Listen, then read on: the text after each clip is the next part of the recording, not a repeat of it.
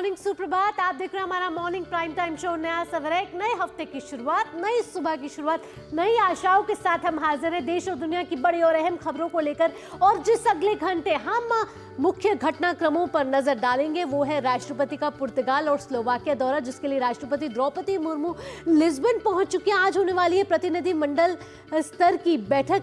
कौन कौन से मुद्दे अहम रहने वाले हैं इस बैठक में, साथ ही साथ नजर होगी गृह मंत्री अमित शाह के कठुआ दौरे से भी जुड़ी हुई। बताएंगे आपको क्यों है ये दौरा अहम, साथ ही साथ किस उद्देश्य के साथ केंद्रीय गृह मंत्री कठुआ पहुंचे और जम्मू कश्मीर का दौरा कर रहे हैं। इसके साथ खबरें होंगी ट्रंप के टैरिफ से जुड़ी हुई, जहां वैश्विक बाजार में उथल पुथल देखने को मिल रही है।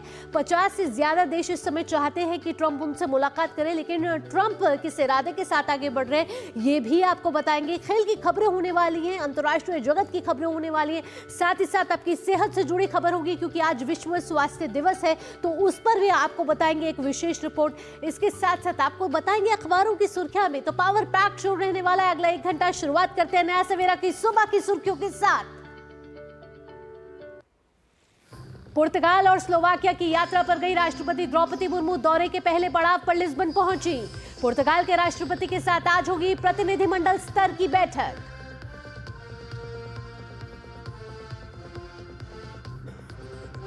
गृह मंत्री अमित शाह आज कठुआ में बॉर्डर आउटपोस्ट विनय का करेंगे दौरा। जम्मू के राजभवन में शहीद पुलिसकर्मियों के परिजनों से मुलाकात कर उन्हें नियुक्ति पत्र भी करेंगे वितरित।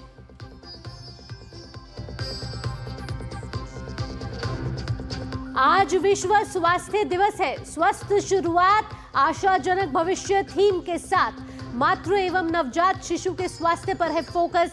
आज से देश में विश्व योग दिवस के कार्यक्रमों की भी हो रही है शुरुआत।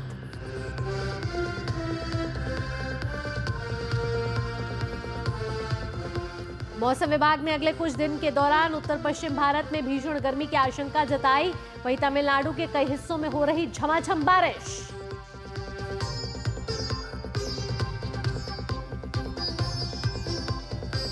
और खेल की खबरों में ब्यूनस आयर्स में चल रहे आईएसएसएफ विश्व कप में भारतीय निशानेबाज रुद्रांश पाटिल का अचूक निशाना, 10 मीटर एयर राइफल में जीता स्वर्ण।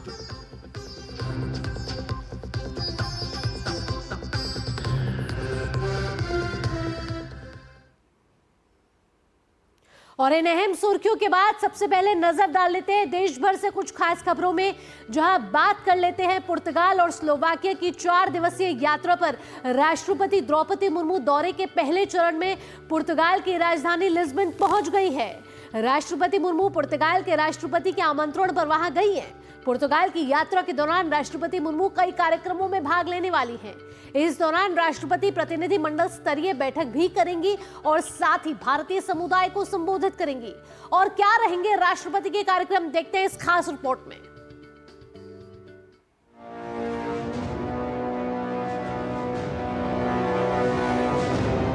राष्ट्रपति द्रौपदी मुर्मू पुर्तगाल के राष्ट्रपति मार्सेलो रेबेलो डी सूसा के निमंत्रण पर पुर्तगाल की यात्रा पर हैं। राष्ट्रपति मुर्मू को गार्ड ऑफ ऑनर के दौरान 21 तोपों की सलामी दी जाएगी। राष्ट्रपति मुर्मू 120 कंटिजेंट का निरीक्षण करेंगी।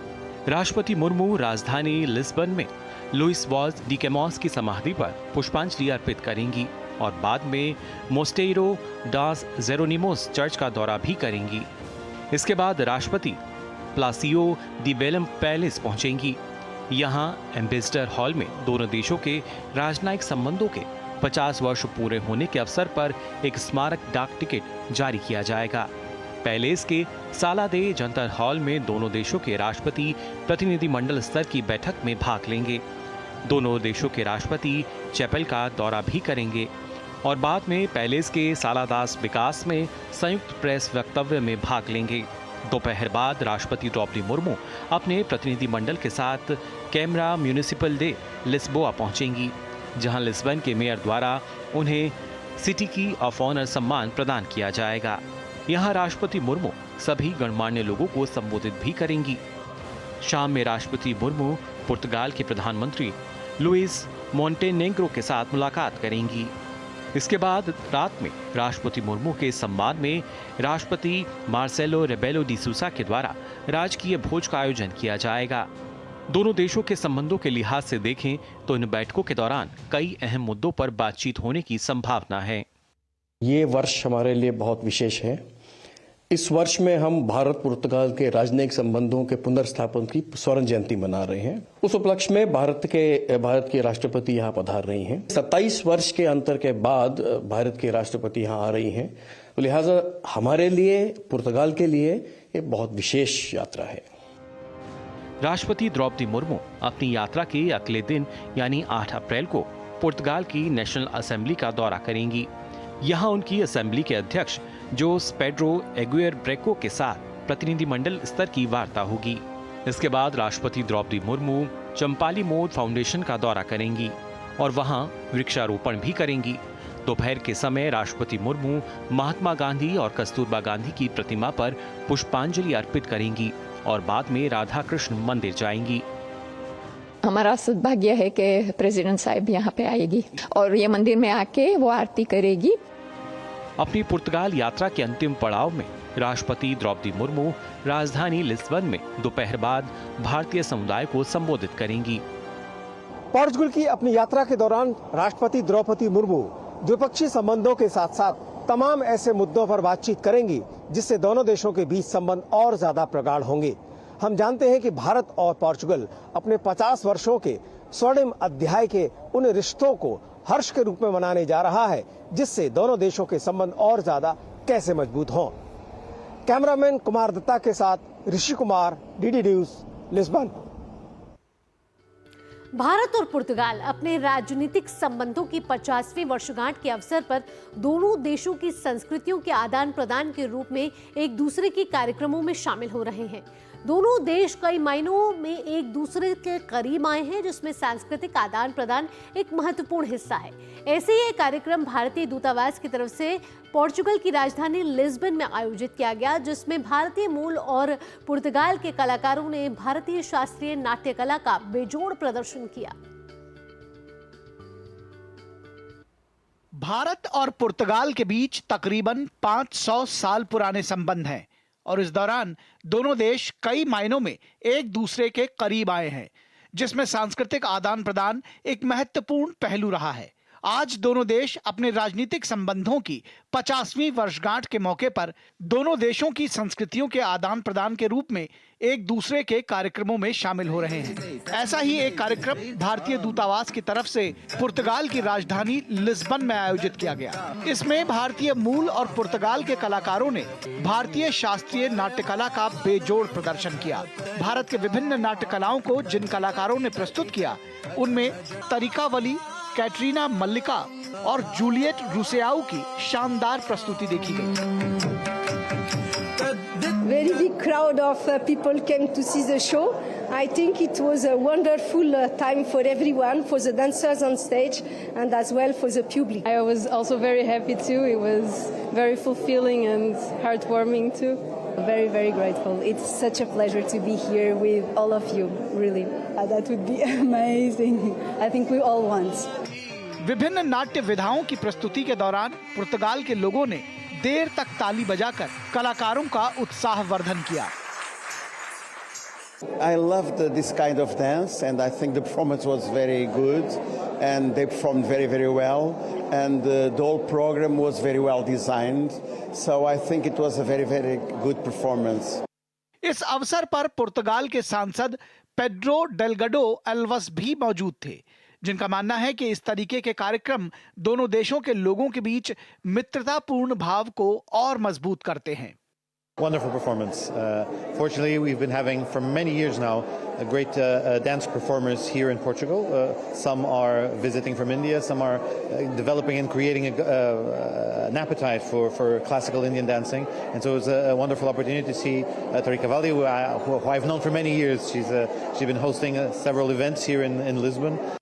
भारत और पुर्तगाल के बीच ऐतिहासिक संबंधों की दास्तान को अब दोनों देश मिलकर और ज्यादा प्रगाढ़ करना चाहते हैं, जिसमें सांस्कृतिक गतिविधियों का आदान प्रदान बेहद महत्वपूर्ण पक्ष बनकर उभर रहा है। लिस्बन से ऋषि कुमार की रिपोर्ट, डीडी न्यूज। आगे बढ़ते हैं। पुर्तगाल की राजधानी लिस्बन में भारतीय मूल के लोग बड़ी सफलतापूर्वक अपने व्यवसाय को आगे बढ़ा रहे हैं। इन लोगों में खास तौर से श्रीराम रेस्टोरेंट के मालिक नलिनी और उनके पिता धर्मेश भाई ने लिस्बन के लोगों के बीच भारतीय स्वाद को उनकी आदत बना दिया है। आइए जानते हैं नलिनी और धर्मेश भाई के संघर्ष की कहानी के बारे में हमारे संवाददाता ऋषि कुमार की इस रिपोर्ट के जरिए। पोर्चुगल में अवसरों की कमी नहीं है। ये अवसर है उन लोगों के लिए जो यहाँ पर ईमानदारी से और मेहनत से काम करना चाहते हैं। भारतीय लोगों के लिए खास तौर से यहाँ लोग उत्साहित रहते हैं और इनका स्वागत करते हैं ताकि वो अपना कामकाज यहाँ पर कर पाएं। ऐसा ही एक रेस्टोरेंट है इस समय, श्रीराम रेस्टोरेंट। ये रेस्टोरेंट लिस्बन के बीच शहर में है और इसकी खासियत ये है कि ये पूरे पोर्चुगल में 100% वेजिटेरियन रेस्टोरेंट है। तो इस समय हमारे साथ हैं श्रीराम रेस्टोरेंट के मालिक धर्मेश भाई और अल्पा पारिक। दोनों पति पत्नी हैं और मिलकर किस तरीके से सफलतापूर्वक काम कर रहे हैं बात करते हैं। धर्मेश भाई, सबसे पहले बताएं कि आप यहाँ पर आए कब थे, शुरुआत कैसे हुई, संक्षेप में। मैं 2016 में आया, हम दोनों साथ में ही आए 2016 में। और फिर आके इधर तो पोर्टुगीज़ लैंग्वेज है, भाषा का प्रॉब्लम। फिर आए 1 साल तो ऐसे ही देखा ये सब, फिर स्ट्रगल किया, सभी जगह पे काम किया, एक्सपीरियंस लिया, इन लोगों का तौर तरीका वो सब कुछ देखा। उसके बाद हमने 2019 में, जैसे 18 के एंड में ये हमने 2018 से एंड से हमने लिया था, मगर 19 में हमने ये रेस्टोरेंट स्टार्ट किया। तो इसमें यहाँ की सरकार का किस तरीके, क्योंकि माना जाता है कि यहाँ भारतीयों के लिए काफ़ी अवसर हैं, आपको लगता है इस तरीके की बात यहाँ पर है? यस है। गवर्नमेंट इज़ फुल्ली सपोर्ट कि इमिग्रेंट के लिए सभी में तो ये सपोर्ट करती है government. Okay, like papers, card, resident, वो सब तो इजीली, जैसे हम इधर जैसे लीगल हो और टैक्स हम पे करते हो तो लीगली हो तो गवर्नमेंट ऑब्वियसली वो सपोर्ट, फुल सपोर्ट करती है। आगे आने वाले समय में जिस तरीके से भारतीयों के लिए यहाँ अवसर बढ़ रहे हैं, किस तरीके से और भी लोग यहाँ पर आते हैं और अपना जो व्यवसाय है या अपने सपने पूरे करने की कोशिश करते हैं। निश्चित तौर से पोर्चुगीज लोग भारत के साथ जो उनका संबंध रहा है, पुराना संबंध रहा है, अब वो एक नई दिशा में बढ़ रहा है। हम 50 वर्ष की जो डिप्लोमेटिक रिलेशंस की जो वर्षगांठ मना रहे हैं, उस पर इस तरीके की कहानी निश्चित तौर से एक बड़ी दास्तान कहती है। कैमरामैन कुमार दत्ता के साथ Rishi Kumar, DD News, Lisbon. Bharat और पुर्तगाल के बीच के इन पुराने संबंधों की बेजोड़ दास्तां वास्को डी गामा से लेकर आज तक यहाँ पहुंची है। कैसे ये संबंध और मजबूत हुए हैं और कैसे ये आगे बढ़ रहे हैं, बता रहे हैं एक बार फिर से हमारे संवाददाता ऋषि कुमार। इतिहास के झरोखों से देखें तो भारत में विदेशियों का आना जाना लगा ही रहा है, लेकिन इसमें सबसे खास संबंध अगर किसी से रहा है तो पोर्चुगल से रहा है, क्योंकि 1498 में वास्को डी गामा इसी जगह से आगे बढ़ा था और उसने पूरी दुनिया को बताया था कि यूरोप के बाद सिर्फ अफ्रीका तक का ही हिस्सा नहीं है, बल्कि उससे आगे भी जहां है और एशिया में एक शानदार देश भारत है। अब इन दोनों की जो संबंधों की शुरुआत थी वो वास्को डी गामा ने तो कर दी, लेकिन बाद में धीरे धीरे ये कारवां बढ़ा और भारत के कई इलाके पोर्चुगल के कब्जे में आ गए। लेकिन भारत और पोर्चुगल के जो संबंध हैं आज एक नए मोड़ पर आकर खड़े हो गए हैं। दोनों ही देश आज अपने संबंधों की 50वीं वर्षगांठ मना रहे हैं, जिसमें अपने राजनयिक संबंधों को उन्होंने जिस खुशनुमा माहौल में शुरू किया था उससे अब वो आगे बढ़ना चाहते हैं। अब जो पूरी दास्तां है वो इस बात पर आकर टिक गई है कि दोनों देशों के जो संबंध हैं राजनयिक स्तर पर वो आगे बढ़े हैं और अब 50 वर्ष के सुखद राजनयिक संबंधों के बाद एक ऐसी दिशा में आगे बढ़ना चाहते हैं जिससे दोनों देशों की जो विकास की धारा है वो तेजी से आगे बढ़ पाए। देखना होगा कि आगे आने वाले दिनों में दोनों देश किस तरीके के आपसी संबंधों को और ज्यादा द्विपक्षीय मामलों में मजबूत करते हैं। कैमरामैन कुमार दत्ता के साथ Rishi Kumar, DD News, Lisbon. यूं तो पुर्तगाल और भारत के संबंध बहुत पुराने हैं, जो लगभग 500 वर्षों पहले शुरू हुआ था, जब पुर्तगाली नाविक वास्को ड गामा ने अफ्रीकी महाद्वीप के रास्ते मई 1498 में भारत के कालीकट बंदरगाह पर पहुंचे थे। इन संबंधों को दोनों देशों में अलग अलग रूप से लेकर जिया है फादर एंटनी कोलिमाओ ने। इनका जन्म भारत में दमन के सिलवासा इलाके में 1936 में हुआ था और वे 1970 में पुर्तगाल की राजधानी लिस्बन आ गए थे। 90 वर्षीय एंटनी से लिस्बन में बात की है हमारे संवाददाता ऋषि कुमार ने। भारत और पोर्चुगल के बीच में पुराने संबंध रहे हैं और ये कहानी आज हम आपके सामने ला रहे हैं, जिसमें हमारे साथ फादर एंटोनी कोलिमाओ हैं, जो कि जिनका की जन्म भारत में हुआ था और 1936 में इनका जन्म भारत में हुआ था और 1970 में ये पोर्चुगल वापस आ गए थे। क्या क्या इन्होंने वहां पर किया, क्या तजुर्बे रहे और अब यहाँ का क्या कर रहे हैं, और दोनों देशों के बीच में एक पुरानी कहानी इनसे सुनते हैं। Father Antony, you tell us about your past life in India. India, very good. Yeah. Namaste. I was born in Silvassa, Nagaravali. It is part of Daman at 1936. And when I was small, I was taken to Daman, where I stayed till 7-8 years. Then I came back to Silvassa. We used to speak in Silvassa Portuguese and Gujarati. But I had learned in Silvassa Gujarati, Marathi, Hindi. You told us that you know Hindi also. आप हिंदी समझते हैं? Yeah. कुछ हिंदी में बोलिए। क्या आपके दोस्तों से बात करते थे हिंदी में? अभी तो 50 वर्ष हो गया हम इधर पोर्चुगल में, तो माफ करो मैं तो अंग्रेजी में इंग्लिश में बोल सकते हैं। One last question. What do you think about the both in India and Portugal relations? Very good. A long relation.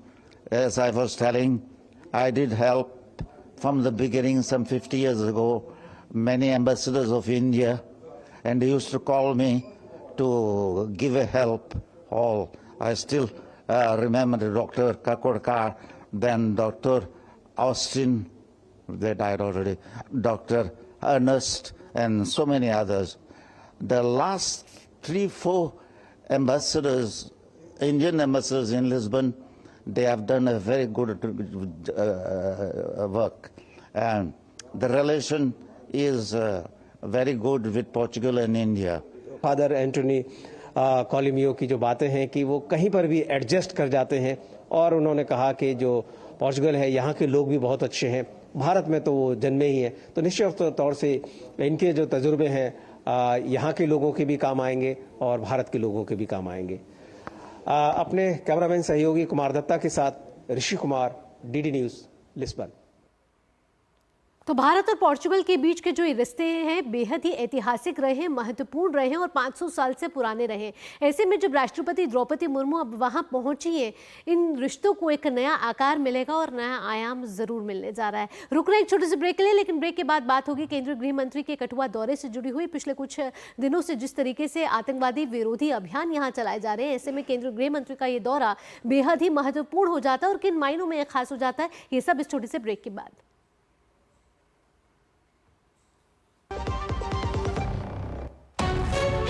विभाग अनेक, कंप्लेंट बॉक्स 1। किसी भी सरकारी दफ्तर, विभाग या बैंक से जुड़ी शिकायत के लिए pgportal.gov.in पर जाएं, रजिस्टर करें, संबंधित विभाग चुनें, शिकायत दर्ज करें और ट्रैकिंग आईडी नोट करें। एसएमएस या ईमेल पर एक्नॉलेजमेंट पाएं और शिकायत का जवाब सीधे मंत्रालय से प्राप्त करें। अब तक 1,12,00,000 से अधिक भारतीयों ने भरोसा जताया। सीपी ग्राम्स, आपकी हर शिकायत का हल। अभी शिकायत दर्ज करें pgportal.gov.in।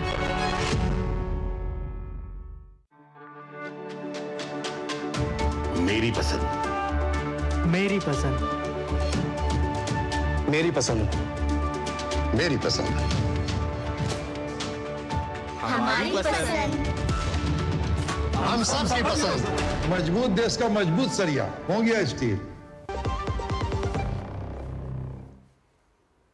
ब्रेक के बाद आपका स्वागत है। आप देख रहे हैं नया सवेरा और आइए आगे बढ़ते हुए बात कर लेते हैं केंद्रीय गृह मंत्री के जम्मू कश्मीर के दौरे की। जी हां, केंद्रीय गृह मंत्री अमित शाह जम्मू कश्मीर के 3 दिवसीय दौरे पर हैं।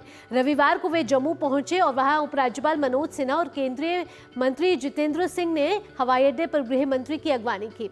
गृह मंत्री आज कठुआ में अंतर्राष्ट्रीय सीमा पर बीएसएफ की सीमा चौकी विनय का दौरा करेंगे और जमीनी हालात का जायजा लेंगे। सीमा का दौरा करने के बाद गृह मंत्री जम्मू स्थित राजभवन में शहीद पुलिसकर्मियों के परिवारों से मिलेंगे। दरअसल 23 मार्च को कठुआ में आतंकवादियों से लड़ते हुए 4 पुलिसकर्मी शहीद हो गए थे। आज दोपहर बाद अमित शाह श्रीनगर के लिए रवाना होंगे। मंगलवार को गृह मंत्री श्रीनगर में राजभवन में विकास परियोजनाओं का जायजा लेंगे। साथ ही शहीद पुलिस उपाधीक्षक हुमायूं भट्ट के परिवार से भी मिलने जाएंगे, जो 13 सितंबर 2023 को अनंतनाग जिले के कोकरनाग इलाके में आतंकवादियों से लड़ते हुए शहीद हुए थे। गृह मंत्री मंगलवार को श्रीनगर स्थित राजभवन में जम्मू कश्मीर के सुरक्षा हालात पर उच्च स्तरीय समीक्षा बैठक करेंगे।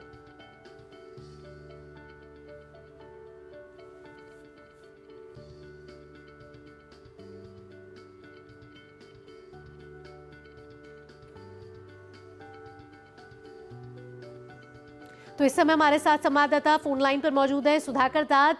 सीधा उनसे बात करेंगे। सुधाकर, आपसे ताज़ा अपडेट लेना चाहेंगे। गृह मंत्री जम्मू कश्मीर के 3 दिवसीय दौरे पर हैं। कल वो पार्टी विधायकों से भी उनकी मुलाकात हुई थी, लेकिन आज वो कठुआ जाने वाले हैं। ऐसे में ये दौरा कितना अहम माना जा रहा है और सुरक्षा की दृष्टि से देखा जाए तो क्या नई रणनीतियां बनती हुई नजर आ रही है यहाँ पर? बिल्कुल, देखिए, खास तौर से आप बीते 5 वर्षों की बात करें तो हम जानते हैं कि सुरक्षा परिदृश्य में सुधार की वजह से जो आतंकी घटनाओं की वजह से मौतें होती थी उसमें 80-85% तक की कमी आई है। और गृह मंत्री ने आह्वान किया है कि प्रधानमंत्री मोदी के नेतृत्व में चल रही सरकार आतंकवाद को लेकर किसी तरह से भी ढील देने की बात नहीं कर सकती है। तो अभी आपको याद होगा कि फरवरी में भी उन्होंने सुरक्षा स्थिति की समीक्षा के लिए बैठक ली थी, तो उसमें उन्होंने कहा था कि जो पूरा इकोसिस्टम है आतंकवाद, सिर्फ जो सीधे आतंकी नहीं है लेकिन बल्कि उनको सपोर्ट जो मिलता है उसको उखाड़ फेंकना है। तो उस लिहाज से कह सकते हैं कि ये उनका दौरा काफी महत्वपूर्ण है। आज वो सबसे पहले जो फॉरवर्ड पोस्ट पर जो बॉर्डर आउटपोस्ट है बीएसएफ का विनय का दौरा कर रहे हैं, आपने जानकारी दी। उसके बाद वो सुरक्षा स्थितियों की भी समीक्षा करेंगे। तो ये एक पहलू है सुरक्षा स्थिति की समीक्षा, लेकिन साथ ही साथ जम्मू कश्मीर में बीते 2-3 दशकों में मोदी सरकार के आने से पहले सुरक्षा कारणों की वजह से जो विकास के कार्यक्रम ठप पड़े हुए थे, हम जानते हैं कि मोदी सरकार के आने के बाद उसमें किस कदर से तेजी आई है और खासतौर से आर्टिकल 370 हटने के बाद से। तो ये एक लक्ष्य जम्मू कश्मीर की सरकार लेकर चल रही है। जो केंद्र की योजना है, खास तौर से जो राज्य की योजना है, उसमें सैचुरेशन हो, हर एक व्यक्ति तक वो योजना पहुंचे। तो उसमें किस तरह की प्रगति है गृह मंत्री उसकी भी समीक्षा करेंगे। और जाहिर तौर पर इस पूरे दौरे का एक सबसे महत्वपूर्ण पहलू होगा उन शहीद परिजनों को सलाम करना जिन्होंने आतंकियों से लोहा लिया, नागरिकों की जान बचाई। तो उन शहीद कर्मियों के परिवारजनों से गृह मंत्री की मुलाकात, उनको अनुकंपा की एक तरह से सरकारी नीति के पत्र सौंपना, तो वो काफी महत्वपूर्ण दौरा रहेगा और वो उससे जरूर सुरक्षा कर्मियों को, पुलिस कर्मियों का हौसला भी बढ़ता है। जिस तरीके से हम पिछले कुछ दिनों से देख रहे हैं कठुआ में जिस तरीके से आतंकवादी विरोधी अभियान चलाया जा रहा है, सरकार भी उसमें मददगार साबित हो रही है, लेकिन हम देख रहे हैं कि सुरक्षा की जिस तरीके से आगे रणनीतियां बदल रही है और केंद्रीय गृह मंत्री इसमें भरपूर सहयोग देते हुए नजर आ रहे हैं। ऐसे में सांबा, कठुआ और जम्मू पर के इंटरनेशनल बॉर्डर पर एक दीवार भी खड़ी होनी है। क्या इसको लेकर भी केंद्रीय गृह मंत्री आज बीएसएफ के अधिकारियों से चर्चा कर सकते हैं और आगे किस तरीके से इसका हल निकालना उस पर भी चर्चा हो सकती है? देखिए, बिल्कुल एक महत्वपूर्ण दौरा ये रहेगा और सबसे पहला एक ये संदेश देना कि जो सुरक्षा कर्मी वहाँ ग्राउंड पे जो डिसीजन ले रहे हैं, जिस तरह से वो सुरक्षा स्थितियों को मजबूत बना रहे हैं, उसमें केंद्र की सरकार, गृह मंत्रालय उनके साथ लगातार खड़ा है। दूसरा एक कोऑर्डिनेशन हम जानते हैं पहले से काफी बेहतर हुआ है। सेना, बीएसएफ हो या पुलिस हो, एक तरह से लोकल इंटेलिजेंस इनपुट्स लगातार बढ़ा है, उसकी वजह से हम देख रहे हैं कि लेकिन जरूर एक चुनौतीपूर्ण स्थितियां रहती है जो टेरेन है उसकी वजह से, लेकिन उसमें भी एक ह्यूमन इंटेलिजेंस के साथ सुरक्षा परिदृश्य को मजबूत करना, साथ ही साथ जो टेक्नोलॉजिकल एक सहारा है बॉर्डर गार्डिंग के लिए, जो ऐसी जगह जहां टेरेन ज्यादा मुश्किल है तो वहां तकनीक के सहारे उसकी गार्डिंग की जाए, चाहे ड्रोन की बात हो या फिर जो सुरंगों के जरिए आतंकियों के प्रवेश की बात होती है उस पर ज्यादा से ज्यादा नजर रखी जाए। और सबसे बड़ी बात कि ऐसे लोगों की पहचान करना जो आतंकवादियों के खैरख्वाह बनते हैं, उनको सपोर्ट देते हैं, उसकी कमर हम जानते हैं कि बड़े पैमाने पर तोड़ी गई है, लेकिन उस पर और भी ज्यादा तेजी से नजर रखना, तो ये तमाम मकसद होंगे। और सीधे आप जब बॉर्डर पर जाते हैं, बॉर्डर आउटपोस्ट पर जाते हैं, सुरक्षा कर्मियों से सीधे बात करते हैं तो और भी एक अनुभव आता है, और भी ज्यादा बेहतर तरीके से जब सुरक्षा बैठकों में बात होती है तो इन तमाम चीजों को रखा जा सकता है ऑन ग्राउंड पर जो इनपुट मिलता है। तो उस लिहाज से आज कठुआ का दौरा और उसके बाद कल जब वो सुरक्षा स्थिति की समीक्षा के लिए एक व्यापक बैठक की अध्यक्षता करेंगे जिसमें राज्यपाल, जम्मू कश्मीर के मुख्यमंत्री उमर अब्दुल्ला के साथ साथ सेना हो, अर्धसैनिक बल हो या पुलिस कर्मी, जो पुलिस के अधिकारी रहेंगे उनके साथ वो जब शामिल होंगे तो एक बेहतर निर्देश रहेंगे। लेकिन उन्होंने एक सीधा निर्देश तो जरूर दे दिया है कि इसको जड़ से उखाड़ फेंकना, सिर्फ आतंकवादियों को नहीं बल्कि बिल्कुल सुधाकर, तो आतंकवाद को जड़ से उखाड़ फेंकना। और इससे पहले भी हम देख रहे हैं कि केंद्र सरकार कई विकास परियोजनाएं लेकर आती रही है और कई ऐसी नीतियां लेकर आई है जिससे आतंकवाद को किस तरीके से जड़ से उखाड़ा जाए। ऐसे में केंद्रीय गृह मंत्री का जम्मू कश्मीर का ये दौरा बेहद ही महत्वपूर्ण माना जा रहा है क्योंकि इसमें सुरक्षा स्थिति की समीक्षा की जाएगी, साथ ही साथ बीएसएफ अधिकारियों के साथ भी मुलाकात होगी। सुधाकर, तमाम जानकारियों के साथ आपका बहुत बहुत धन्यवाद। और आइए आगे बढ़ते हुए अब बात कर लेते हैं पश्चिम बंगाल की। पश्चिम बंगाल में शिक्षक भर्ती घोटाले के विरोध में राज्य की भाजपा इकाई आज मुख्यमंत्री ममता बनर्जी के आवास पर कालीघाट की ओर विरोध मार्च निकालेगी। पश्चिम बंगाल शिक्षक भर्ती को पूरी तरह दागदार और दूषित करार देते हुए सुप्रीम कोर्ट ने 25,753 शिक्षकों और अन्य कर्मचारियों की नियुक्तियों को रद्द कर दिया था। सुप्रीम कोर्ट ने कलकत्ता हाईकोर्ट के फैसले को बरकरार रखते हुए कहा था कि जिन उम्मीदवारों की नियुक्तियों को धोखाधड़ी की श्रेणी में रखा गया है उन्हें अपनी सैलरी वापस करनी होगी। वहीं मुख्यमंत्री का भी आज नौकरी गंवाने वाले शिक्षक और गैर शिक्षण कर्मचारियों के संयुक्त मोर्चे से मिलने का कार्यक्रम है।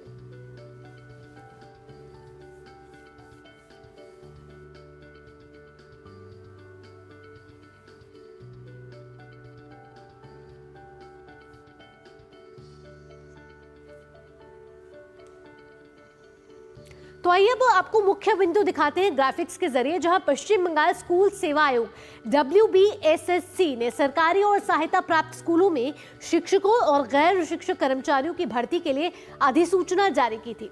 यह प्रक्रिया शिक्षक पात्रता परीक्षा यानी कि TET के आधार पर शुरू हुई थी। आइए इस पूरे घोटाले की क्रोनोलॉजी को समझते हैं, किस तरीके से ये पूरा घोटाला को अंजाम दिया गया और अब 2016 से 2025 तक इसकी क्या टाइमलाइन रही है। 2016 में भर्ती प्रक्रिया की शुरुआत हुई, वहीं नवंबर 2017 में इस शिक्षक भर्ती के परिणाम जो है वो घोषित किए गए। अप्रैल 2022 में आ जाते हैं जहां कलकत्ता हाईकोर्ट द्वारा CBI जांच के निर्देश दिए गए क्योंकि कई अनियमितताएं इस शिक्षक भर्ती में पाई गई थी। जुलाई 2022 में तत्कालीन शिक्षा मंत्री पार्थ चैटर्जी से CBI पूछताछ करती है और पूछताछ करने के बाद होती है गिरफ्तारी। अप्रैल 2024 में कलकत्ता हाईकोर्ट ने 25,753 नियुक्तियों को रद्द कर दिया और सुप्रीम कोर्ट ने भी हाईकोर्ट के इस फैसले पर अंतिम रोक लगाई मई 2024 में। अब आइए 2024 की दिसंबर महीने में आ जाते हैं जहां सुप्रीम कोर्ट में सुनवाई शुरू होती है। सुनवाई में तमाम पहलुओं को ध्यान में रखकर जनवरी 2025 में ईडी की चार्जशीट दाखिल होती है और ईडी की चार्जशीट दाखिल होने के बाद और साथ साथ सुनवाई के साथ फरवरी 2025 में सुप्रीम कोर्ट अपना फैसला सुरक्षित रख लेता है। और इस फैसले में क्या सुरक्षित रखता है, जिसमें 3 अप्रैल 2025 को हाईकोर्ट कलकत्ता हाईकोर्ट के फैसले को उसने बरकरार रखा और 25,753 नियुक्तियों को रद्द कर दिया।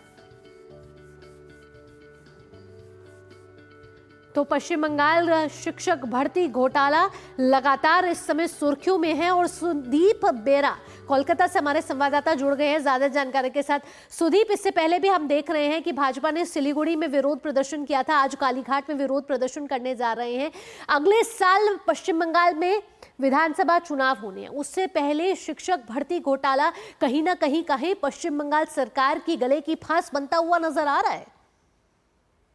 हाँ जी, देखिए आज आप जानते हैं कि विश्व स्वास्थ्य दिवस है और ये दुख के साथ कहना पड़ रहा है कि पश्चिम बंगाल का जो स्वास्थ्य है ये खराब हो चुका है, विशेष करके जो एजुकेशन जो शिक्षा का जो एरिया है इसके ऊपर बीजेपी तो ये भी कटाक्ष कर दिया है कि ये एजुकेशन सिस्टम, पश्चिम बंगाल का एजुकेशन सिस्टम आईसीयू पे चला और जो आपने ये कहा कि सामने जो 2026 का जो विधानसभा इलेक्शन आने वाला है उसके सबसे बड़ा मुद्दा ये होगी कि एसएससी स्कैम। आप जानते हैं कि एसएससी स्कैम जो एक बहुत बड़े घोटाला अभी तक ये सामने आया है, 25,700 के ऊपर जो शिक्षक को जो नौकरी चला गया, इसके ऊपर वो लोग भी सड़क पे आ गए हैं और बीजेपी इसका विरोध में आज, जैसे कि आप कह रहे थे कि जिला पे प्रदर्शन किया था, आज कलकत्ता शहर में ये बीजेपी युवा मोर्चा के जो बुलाए हैं, ये एक रैली, प्रोटेस्ट रैली बुलाए हैं सेंट्रल कोलकाता जो एक्साइड का मोड़ से ये रैली शुरू होने वाले हैं। इनमें भाग लेने वाले हैं बीजेपी का आला कार्यकर्ता, बीजेपी का और एमएलए जो है वो भी ये रैली में भाग लेने वाले हैं, ये प्रोटेस्ट रैली में भाग लेने वाले हैं, जिसमें मुख्य एलओपी यानी कि शुभेंदु अधिकारी वो लीड करने वाले। ये यहाँ से लेकर वो एक्साइड मोड़ से लेकर ये रैली जाने वाले हैं मुख्यमंत्री के निवास जो है कालीघाट के उधर। तो ये उनका मूल दावा जो है, एक ही स्लोगन है कि दवा एक दाबी एक मुख्यमंत्री का पदत्याग। ये बीजेपी का ये कहना है कि बीजेपी चीफ मिनिस्टर जो है सुश्री ममता बनर्जी वो तृणमूल सुप्रीमो ही है, उनके निगरानी के तहत कुछ नहीं हो सकता। तो इतना बड़ा जो घोटाला हुआ है 2016 में जो एसएससी स्कैम में जो इसको जो नौकरी चला गया 25,000 के ऊपर जो ये शिक्षा और शिक्षक कर्मी को, तो ये मुख्यमंत्री नैतिक दायित्व नहीं उतार सकते हैं। इसी को लेकर मुख्यमंत्री को तुरंत पदत्याग कर देना चाहिए, ये बीजेपी का दावा है और ये दावा लेकर वो आज जो जी है सुदीप, वो इसके साथ साथ बात की जाए सुदीप, पश्चिम बंगाल की मुख्यमंत्री ममता बनर्जी की, तो वो भी शिक्षकों से आज मिलने वाली हैं जिनको बर्खास्त किया गया है। ऐसे में ममता बनर्जी ये तो कह रही है कि सुप्रीम कोर्ट के फैसले का वो सम्मान करती है लेकिन व्यक्तिगत तौर पर इसको स्वीकारती नहीं है। आज जब वो शिक्षकों से मिलेंगी तो किस तरीके की सहानुभूति दिखाएंगी, क्योंकि उन्हीं के कार्यकाल में उनकी नौकरी चली गई। देखिए, एकदम सही बात आपने बोले हैं, एकदम कोहराम मचा हुआ है पश्चिम बंगाल में शिक्षा की जो एरिया है क्षेत्र में। वो 25,000 जिसका जो शिक्षक और अशिक्षक कर्मी अभी रास्ते पे आ गए, उन लोगों का नौकरी चला गया। उन लोगों ने कल एक बैठक की, बैठक करने के बाद आपस में जो बातचीत किया और ये पत्रकारों से बताया है कि अगर मुख्यमंत्री को, उन लोगों का एक ही दावा है कि उन लोगों को नौकरी मिलनी चाहिए। जो भी सुप्रीम कोर्ट ने जो याचिका दिया है, जो निर्देश दिया है, उसके तहत उन लोगों को रिक्रूटमेंट करना पड़ेगा और ये आश्वासन मुख्यमंत्री के तरफ से मिलना चाहिए, ऐसा उन लोगों का दावा। आज नेताजी इंडोर स्टेडियम में मुख्यमंत्री ने ये जो ज्वाइंट प्लेटफॉर्म जो है शिक्षक और अशिक्षक कर्मी जो इन लोगों का साथ मुख्यमंत्री ने बैठक करने वाले हैं और इस बैठक में मुख्यमंत्री उन लोगों को एक अपने तरफ से सहानुभूति दिखाया है प्रेस कॉन्फ्रेंस में और ये भी बताया कि चिंता की कोई बात नहीं है। लेकिन एसएससी का जो चेयरमैन है ये कहना है, उसका ये कहना है कि लीगल क्लैरिफिकेशन लेना होगा इन लोगों को पुनर्बहाल करने के लिए नई तरीके से जो नियुक्त प्रक्रिया है किस तरीके से इन लोगों को इंक्लूड किया जाएगा। जी सुदीप, ऐसे में शिक्षक क्या मांग कर रहे हैं? शिक्षक क्या चाहते हैं? एक तरफ सियासी घमासान छिड़ा हुआ है भाजपा और तृणमूल कांग्रेस के बीच में, लेकिन शिक्षक भर्ती घोटाले में जो बर्खास्त किए गए शिक्षक है 25,753 शिक्षक जो ब्रेड एंड बटर हैं अपनी परिवारों का, जिनकी इसी नौकरी की वजह से उनका घर चल रहा था, अब उन शिक्षकों की क्या मांग है? देखिए, वही तो मैं आपको कह रहा था कि ये जो शिक्षक जो 25,700 जो है वो शिक्षक और अशिक्षक कर्मी ये रास्ते पे उतर रहे हैं। ये 21 तारीख को ये नहीं, इन लोगों का ये दावा है कि अगर मुख्यमंत्री ने इन लोगों का बात नहीं मानते हैं, इन लोगों का कोई स्वच्छ रास्ता नहीं दिखाते हैं, तो पहला वैशाख जो है 15 या 16 अप्रैल जो पहला वैशाख में ये लोग कालीघाट मार्च करने वाले हैं। ये ये सेक्रेटेरिएट जो है पश्चिम बंगाल का सेक्रेटेरिएट नवान्न, उधर वो अभियान करने वाले हैं। इन लोगों का एक ही दावा है कि हम इन लोगों को जो 8-9 बरस जो नौकरी किया है वो नौकरी को उसको वापस मिलना चाहिए, क्योंकि एक आपको ये भी बता दें कि सुप्रीम कोर्ट ने 8,324 जो है वो डेंटेड कैंडिडेट बताया गया। उन लोगों को इस तरीके से घोटाला हुआ है जो तीन कैटेगरी से उन लोगों को उसको कैटेगरी जो सीबीआई ने इन्वेस्टिगेट किया था वो 3 कैटेगरी के अंदर उन लोगों को दोषी पाया गया है। तो एक है कि जो 4,327 जो कैंडिडेट है वो उन लोगों का जो मेंबरशिप का घोटाला निकल गया और रैंक जंप करके उन लोगों को नौकरी दिया गया। और 2,823 जो और एक संख्या आ रही है कि उसमें का कोई रिकमेंडेशन ही नहीं था और 1,174 जो है वो नई पोस्ट क्रिएट कर दिया था after the completion of the assessee period. तो ये मिला के 8,324 जो है इन लोगों को छोड़ के, इन लोगों का ये दावा है कि ये जो डेंटेड कैंडिडेट है इन लोगों को छोड़ के बाकी जो है जो मेहनत से जो ईमानदारी से तो ये मामला जो है तूल पकड़ता जा रहा है। राजनीतिक लिहाज से देखें तो इस समय पश्चिम बंगाल में उथल पुथल साफ तौर पर नजर आ रही है। बीजेपी और टीएमसी एक दूसरे के आमने सामने नजर आ रही है। कालीघाट पर आज विरोध प्रदर्शन होने वाला है। सुदीप, तमाम जानकारियों के साथ आपका बहुत बहुत धन्यवाद। Thank you. आगे बढ़ते हैं। केंद्रीय कृषि मंत्री शिवराज सिंह चौहान आज महाराष्ट्र के दौरे पर रहने वाले हैं। अपनी यात्रा के क्रम में केंद्रीय मंत्री नंदुरबार के कृषि विज्ञान केंद्र में आयोजित कार्यक्रम में हिस्सा लेंगे। कार्यक्रम के बाद शिवराज सिंह चौहान कृषक ज्ञान विज्ञान मंडपम, किसान ज्ञान और विज्ञान संवर्धन केंद्र के अलावा महिला तकनीकी पार्क का भी उद्घाटन करेंगे। तो महाराष्ट्र के नंदुरबार में आयोजित कार्यक्रम में केंद्रीय कृषि मंत्री हिस्सा लेने वाले हैं और कृषि से संबंधित कई संस्थानों का उद्घाटन आज कृषि मंत्री करने वाले हैं। तो आज के शिवराज सिंह चौहान का महाराष्ट्र दौरा बेहद ही महत्वपूर्ण माना जा रहा है। और आइए अब बात कर लेते हैं लू के सितम की। जी हां, जून जैसा हाल अप्रैल में ही नजर आ रहा है, क्योंकि उत्तर भारत समेत देश के कई राज्यों के लिए मौसम विभाग ने हीट वेव का अलर्ट जारी कर दिया है। राजस्थान में आने वाले 4 से 5 दिन तक भीषण लू चलने की आशंका है। बात करें अगर गुजरात और सौराष्ट्र के साथ कच्छ क्षेत्र की और साथ ही मध्य प्रदेश की, तो 8 से 10 अप्रैल के बीच कुछ इलाकों में लू चलने की चेतावनी दी गई है। वहीं महाराष्ट्र में अगले 4 दिनों में तापमान 2 से 4 डिग्री तक बढ़ सकता है। साथ ही मौसम विभाग ने दिल्ली के लिए भी येलो अलर्ट जारी कर दिया है। मौसम विभाग के मुताबिक आने वाले दिनों में पारा 42 डिग्री तक जा सकता है, जिससे राजधानी में हीट वेव जैसे हालात बन सकते हैं।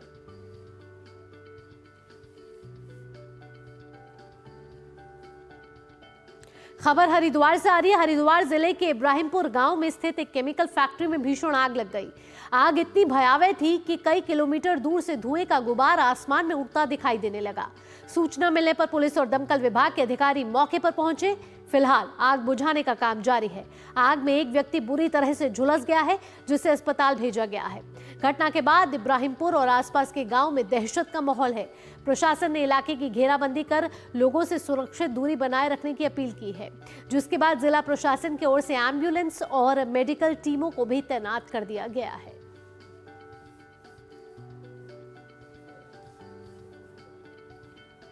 नया सवेरा में आगे बढ़ते हैं। प्रधानमंत्री मुद्रा योजना ने छत्तीसगढ़ के बीजापुर के भोपालपट्टनम में रहने वाले उमेश गुज्जा का भी जीवन बदल दिया है। उन्होंने इसके माध्यम से एक मेडिकल स्टोर खोला है।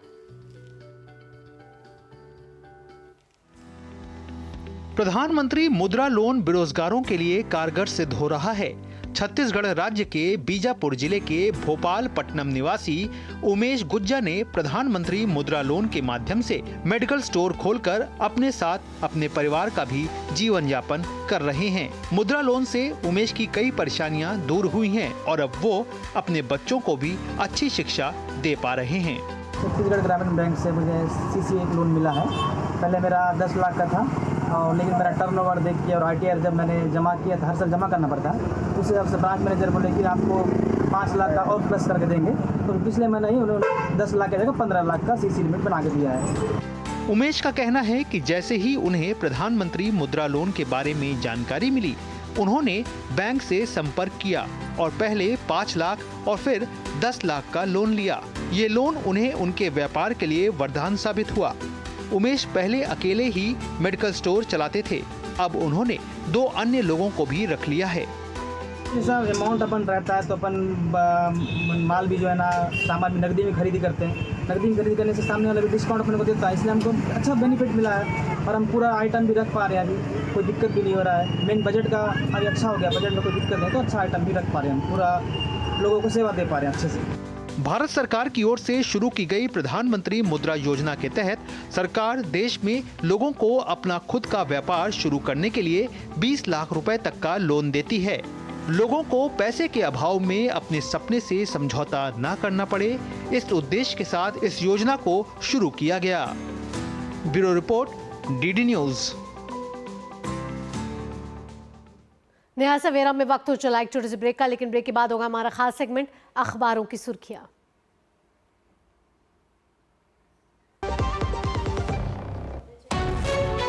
विभाग अनेक, कंप्लेंट बॉक्स 1।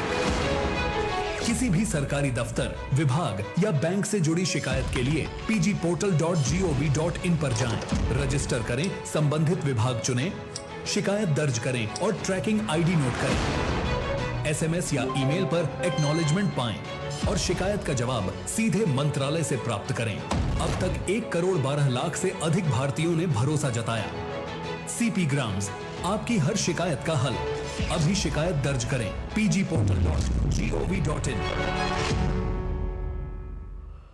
जब धरती चीर कर निकलता है लोहे का पत्थर और मिलता है मोंगिया के जोश से, फिर तपता है, पिघलता है और बनता है फौलाद। अब होता है सरिया सारी खूबियों के साथ। मोंगिया स्टील, मजबूत देश का मजबूत सरिया।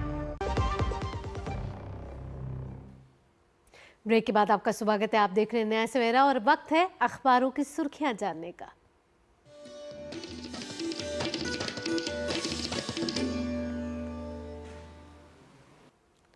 और अखबारों की सुर्खियां जानने के लिए सीधा लिए चलते हैं आपको हमारे स्टूडियो, जहां मौजूद है मेरी सहयोगी संध्या शर्मा। संध्या, सुप्रभात। अगर आज के हिंदी से प्रकाशित अखबारों की बात की जाए तो ऐसी कौन कौन सी वो मुख्य सुर्खियां हैं जहां अखबारों ने आज उन्हें अलग अलग पन्नों में अपने पृष्ठ में जगह दी है? सुप्रभात भावना, अखबारों की सुर्खियों की शुरुआत कर लेते हैं एक ऐसी खबर के साथ जो आज सभी प्रमुख अखबारों में पहले पेज पर हमें देखने को मिली है। दरअसल भाषा विवाद के बीच तमिलनाडु पहुंचे प्रधानमंत्री नरेंद्र मोदी और उन्होंने रामेश्वरम में पंबन ब्रिज की शुरुआत की और साथ ही साथ उन्होंने कहा कि कुछ नेता ऐसे हैं जो तमिल में साइन तक नहीं करते। तो करारा जवाब देते हुए उन्होंने ये बातें कही, तमाम अलग अलग तथ्यों को बोला। उन्होंने कहा कि भाषा पर जोर तो देते हैं लेकिन किस तरह से खुद तमिल में साइन भी नहीं करते, और भी कई अलग अलग बातें उन्होंने कही है जिससे आज इस अखबार में जगह मिली है।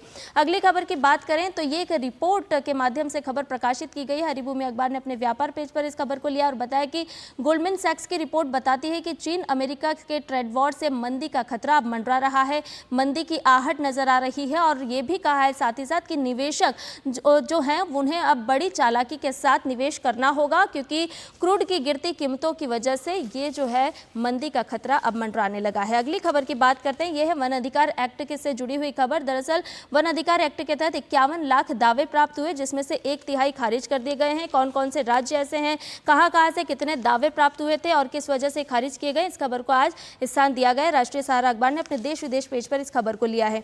अगली खबर का रुख करते हैं हिंदुस्तान अखबार के साथ। आज प्रमुख अखबारों में आज क्योंकि विश्व स्वास्थ्य दिवस है तो अलग अलग तथ्यों के साथ अलग अलग खबरें प्रकाशित की गई हैं। देश दुनिया पेज पर हिंदुस्तान अखबार ने लिखा है कि मां और शिशुओं की मृत्यु दर घटी है पर हालात अभी भी चिंताजनक है। अलग अलग देशों के आंकड़ों के साथ इस खबर को लिया गया है। देश में भारत देश की बात की है कि हालात सुधरे हैं, भारत में मृत्यु दर किस तरह से, शिशु मृत्यु दर किस तरह से, वो तमाम ग्राफ के साथ इस खबर को लिया है। एक और खबर की बात करते हैं, राजधानी वासियों के लिए एक अच्छी खबर है। राजधानी में चलेगी देश की पहली 3 डिब्बे वाली मेट्रो। 8 किलोमीटर की लाइन पर होंगे 8 स्टेशन और इसकी वजह से कम ऊर्जा खपत भी होगी।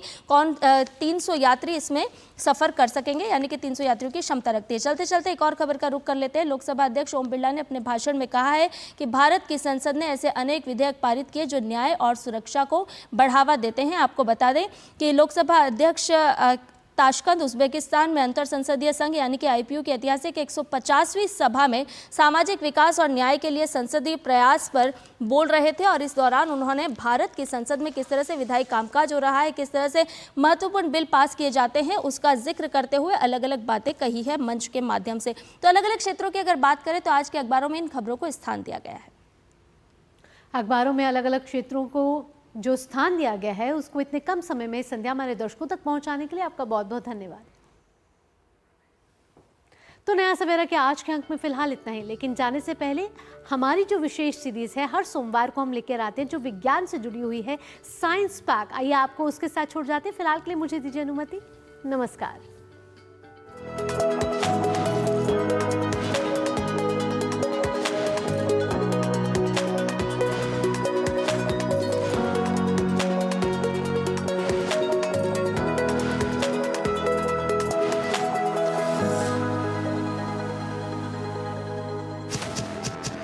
नमस्कार। आर्टिफिशियल इंटेलिजेंस के दौर में आर्टिफिशियल रेन यानी कृत्रिम वर्षा यानी क्लाउड सीडिंग कोई नया टर्म नहीं है। हीट वेव, सूखा, तूफान, जंगल की आग जैसी सूरत में स्थिति को काबू करने के विकल्प के तौर पर कृत्रिम वर्षा यानी क्लाउड सीडिंग की चर्चा अक्सर होती रहती है। लेकिन आज हम इसकी बात क्यों कर रहे हैं? वो इसलिए क्योंकि हाल ही में अमेरिकी मौसम विज्ञान सोसाइटी ने कहा है क्लाउड सीडिंग के अनपेक्षित परिणाम स्पष्ट रूप से नहीं दिखाए गए हैं या फिर उनकी संभावनाओं को खारिज नहीं किया गया है और चिंता जताई गई है कि मौसम परिवर्तन के अप्रत्याशित प्रभाव पॉलिटिकल बाउंड्रीज यानी कि राजनीतिक सीमाओं को पार कर सकते हैं। इसलिए साइंस स्पार्क के आज के एपिसोड में हम क्लाउड सीडिंग के बारे में विस्तार से जानकारी आपके लिए लेकर आए हैं ताकि आप इसके बारे में अच्छे से जान और समझ सकें।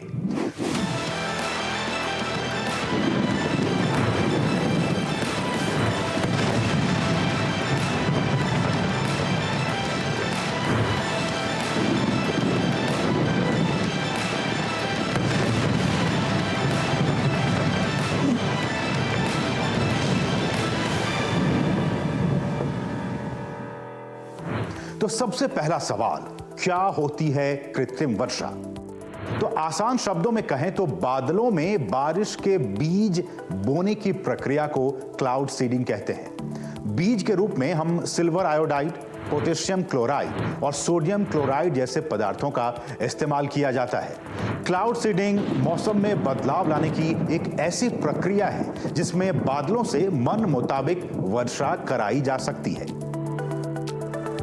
क्लाउड सीडिंग के लिए सबसे पहले वायुमंडल में एटमॉस्फेयर में हेलीकॉप्टर या विमानों से सिल्वर आयोडाइड या फिर ठोस कार्बन डाइऑक्साइड या पोटेशियम आयोडाइड आदि का इस्तेमाल, उसका छिड़काव किया जाता है। विमान में सिल्वर आयोडाइड के 2 बर्नर या फिर जनरेटर लगे होते हैं जिनमें सिल्वर आयोडाइड का घोल हाई प्रेशर के साथ उसमें भरा होता है। जहां बारिश करानी होती है वहां पर हवा की विपरीत दिशा में इसका छिड़काव किया जाता है। इस छिड़काव के लिए वैज्ञानिकों द्वारा मौसम के आंकड़ों का सहारा लिया जाता है जिससे यह पता चलता है कि कहां और किस बादल पर छिड़कने से बारिश की संभावना ज्यादा होगी। कृत्रिम वर्षा की इस प्रक्रिया में बादल के छोटे छोटे कण हवा से नमी सोखते हैं और संघनन से उसका द्रव्यमान बढ़ जाता है और इससे जल की भारी बूंदें बनने लगती है और वो बरसने लगती है। हवा ऊपर जाता है, जैसे हवा ऊपर गया तो जितना दिन भर के जो आया है वाटर वेपर या नमी था नीचे, ऊपर जाके बादल बन गया। क्लाउड बनने के बाद फिर बारिश होने के लिए क्या चाहिए? 2-3 चीज चाहिए। एक है आपका कंडेंसेशन न्यूक्लियर, जिसके ऊपर जो सुपर कूल ड्रॉपलेट है, ये तो सारा जो मतलब पूरा हवा में है, ड्रॉपलेट अभी बना नहीं, बादल के ऊपर जस्ट कंडेंसेशन होने के लिए तैयार है, उड़ रहा है। लेकिन ड्रॉपलेट बनने के लिए हमें कंडेंसेशन न्यूक्लियर यानी आइस क्रिस्टल या सम केमिकल चाहिए, जिसको बोलते हैं क्लाउड माइक्रोफिजिक्स। क्लाउड सीडिंग, जब सीडिंग मतलब ये जो कोई भी चीज़ आप अगर सीडिंग कर रहे हैं आर्टिफिशियली, तो ये बादल बनना और थोड़ा उड़ रहा है, वो स्टेज में आप कुछ इंटरवेंशन करोगे। अब दूसरा सवाल कि क्लाउड सीडिंग के कितने तरीके होते हैं? तो क्लाउड सीडिंग के 3 तरीके होते हैं। पहला हाइग्रोस्कोपिक क्लाउड सीडिंग, दूसरा स्टैटिक क्लाउड सीडिंग और तीसरा डायनामिक क्लाउड सीडिंग। अब एक एक करके इन तीनों के बारे में हम विस्तार से जानते हैं। पहला हाइग्रोस्कोपिक क्लाउड सीडिंग की बात करें तो इसमें बादलों के निचले हिस्से में विस्फोटकों के माध्यम से नमक को फैलाया जाता है और जैसे यह पानी के संपर्क में आता है, नमक के कणों का आकार बढ़ने लगता है। दूसरा स्टैटिक क्लाउड सीडिंग, जिसमें सिल्वर आयोडाइड जैसे केमिकल को बादलों में फैलाया जाता है। सिल्वर आयोडाइड एक क्रिस्टल का फॉर्मेशन करता है जिसके चारों ओर नमी कंडेंस हो जाती है। और तीसरा तरीका है डायनामिक क्लाउड सीडिंग का, जिसमें वर्टिकल एयर मास को बढ़ावा दिया जाता है, जो बादलों के बीच से पानी को पास करने के लिए प्रोत्साहित करता है, जिससे बारिश की मात्रा काफी बढ़ जाती है। अब तीसरा सवाल कि क्लाउड सीडिंग कहां-कहां अब तक इस्तेमाल की गई है। तो क्लाउड सीडिंग कोई नई तकनीक नहीं है। इसका उपयोग अमेरिका, चीन, रूस और ऑस्ट्रेलिया जैसे देशों में पहले किया जा चुका है। इसका इस्तेमाल सूखा कम करने, बर्फबारी बढ़ाने और ओलों की तीव्रता को कम करने के लिए किया जाता है। अमेरिका में क्लाउड सीडिंग का उपयोग मुख्य रूप से सूखाग्रस्त क्षेत्रों में बारिश बढ़ाने के लिए किया जाता है। कैलिफोर्निया और टेक्सास जैसे राज्यों ने पानी की कमी के दौरान क्लाउड सीडिंग का प्रयोग किया था। चीन क्लाउड सीडिंग तकनीक का व्यापक उपयोग करने वाले प्रमुख देशों में से एक है। 2008 बीजिंग ओलंपिक की बात आपको याद होगी, जिसके दौरान मौसम को ठीक करने के लिए इसका उपयोग किया गया था। संयुक्त अरब अमीरात जैसे कई मध्य पूर्वी देशों ने भी सूखा रोकने के लिए क्लाउड सीडिंग तकनीक को अपनाया था। डेजर्ट रिसर्च इंस्टीट्यूट के मुताबिक क्लाउड सीडिंग का उपयोग पूरी दुनिया में सर्दियों में बर्फबारी बढ़ाने और पहाड़ों पर बर्फ के ढेर को बढ़ाने के लिए किया जाता है, जिससे आसपास के इलाकों के समुदायों को उपलब्ध प्राकृतिक जल आपूर्ति में वृद्धि होती है। चौथा सवाल कि भारत में क्लाउड सीडिंग का इतिहास क्या रहा है। तो भारत में क्लाउड सीडिंग का इतिहास 1950 के दशक से शुरू होता है, जब बारिश बढ़ाने के लिए एक्सपेरिमेंट किए गए थे। 1980 और 1990 के दशक में कर्नाटक, तमिलनाडु और महाराष्ट्र जैसे राज्यों ने सूखे और पानी की कमी से निपटने के लिए क्लाउड सीडिंग तकनीकों का उपयोग किया था। महाराष्ट्र ने विशेष रूप से मराठवाड़ा और विदर्भ जैसे सूखाग्रस्त क्षेत्रों में इसे अपनाया था। 2017 की बात है जब कर्नाटक ने सूखाग्रस्त क्षेत्रों में बारिश बढ़ाने के लिए एक बड़े क्लाउड सीडिंग ऑपरेशन प्रोजेक्ट वर्षाधारी को लॉन्च किया था। पांचवा सवाल कि क्लाउड सीडिंग के साथ चुनौतियां क्या हैं। हालांकि क्लाउड सीडिंग को एक समाधान, एक सॉल्यूशन के तौर पर देखा जा रहा है, लेकिन इसके साथ ही कुछ चुनौतियों और संभावित नुकसान भी हैं इसके साथ। क्लाउड सीडिंग केवल तभी की जा सकती है जब आसमान में बादल हों। बिना बादलों के क्लाउड सीडिंग संभव नहीं है। क्लाउड सीडिंग एक महंगी प्रक्रिया है, कॉस्टली प्रोसेस है। इसमें एयरक्राफ्ट, सीडिंग मटेरियल से जुड़ा खर्च भी शामिल होता है। हालांकि क्लाउड सीडिंग को एक सुरक्षित तकनीक मानी जाती है, लेकिन सिल्वर आयोडाइड के उपयोग को लेकर कुछ पर्यावरणीय चिंताएं भी हैं। तो ऐसे में छठा सवाल यही कि क्या कृत्रिम वर्षा हानिकारक है। तो क्लाउड सीडिंग की सुरक्षा और इसकी प्रभावशीलता के बारे में बहस में पर्यावरणीय, नैतिक और मौसम संबंधी चिंताओं सहित कई मुद्दे शामिल हैं। वर्षा बढ़ाने के तरीके के रूप में इसकी बढ़ती लोकप्रियता के बावजूद ये अभी स्पष्ट नहीं है कि क्लाउड सीडिंग से कोई जोखिम है या फिर नहीं। क्लाउड सीडिंग से जुड़ी मुख्य चिंताओं में से एक है इसका संभावित पर्यावरणीय प्रभाव, इकोलॉजिकल इफेक्ट। सिल्वर आयोडाइड जैसे रसायनों के उपयोग से पारिस्थितिकी तंत्र पर, इकोसिस्टम पर दीर्घकालिक प्रभाव के बारे में सवाल उठते रहते हैं। इसके अलावा शुष्क बर्फ या फिर नमक जैसे अन्य पदार्थों के वायुमंडल में प्रवेश से भी अप्रत्याशित पारिस्थितिकी परिणाम हो सकते हैं। यही कारण है कि पर्यावरण पर इन पदार्थों के प्रभाव को निर्धारित करने के लिए गहन और निरंतर पर्यावरणीय निगरानी बहुत आवश्यक है। अब 7वां सवाल की क्लाउड सीडिंग को लेकर वैश्विक सोच आखिर है क्या? तो वैश्विक स्तर पर क्लाउड सीडिंग के मौसम संबंधी प्रभाव को लेकर कई चिंताएं हैं। ऐसी चिंताएं हैं कि एक क्षेत्र में वर्षा के पैटर्न में बदलाव अनजाने में दूसरे क्षेत्र में मौसम प्रणालियों को प्रभावित कर सकता है, जिससे स्थानीय जलवायु में अप्रत्याशित परिवर्तन हो सकते हैं। ये संभावित रूप से प्राकृतिक मौसम चक्रों को भी बाधित कर सकते हैं, जिससे कि एग्रीकल्चर और पारिस्थितिकी तंत्र प्रभावित हो सकते हैं। ऐसे में हमें क्लाउड सीडिंग के बारे में एक बार फिर से समग्र रूप से सोचने की जरूरत है, ताकि पर्यावरण पर पड़ने वाले इसके बुरे प्रभाव से हम सभी जागरूक हो सकें, सभी अवेयर रह सकें।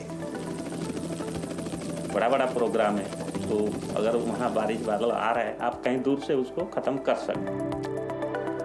कभी कभी ऐसा होता है कि पोल्यूशन लेयर रहता है, बादल नहीं आता है, बट पोल्यूशन को क्लीन करने के लिए ये भी एक तरीका है। कोई कोई बादल आता है, दिल्ली किसी के ऊपर बारिश नहीं देगा, तो आप अगर उसी पर्टिकुलर एरिया में बारिश कराना चाहते हैं तो ये एप्लीकेशन है। कहीं प्रोलॉन्ग ड्राउट चल रहा है, ठीक है ना, पूरा सूखा महीना, तो वहाँ भी कर सकते हो, थोड़ा मतलब एक्टिवेट करने के लिए इकोसिस्टम को। क्लाउड सीडिंग नेवर एडवाइजेबल होता है, क्योंकि it can play with the ecosystem, ठीक है ना। वो एक है, नंबर 1 है। मैं नेगेटिव का बात कर रहा हूँ। और सेकंड है, आप जो केमिकल्स डाला उसका भी इम्पैक्ट रहता है। तो इसलिए इसकी नेगेटिव पॉजिटिव, इसलिए वर्ल्ड में ना इसकी रिसर्च चालू है। तो साइंस स्पार्क के आज के अंक में आपने जाना क्लाउड सीडिंग के बारे में। अगले एपिसोड में किसी और टॉपिक के साथ एक बार फिर से होंगे आपके सामने हाजिर। तब तक के लिए मुझे और हमारी पूरी टीम को दीजिए अनुमति। नमस्कार।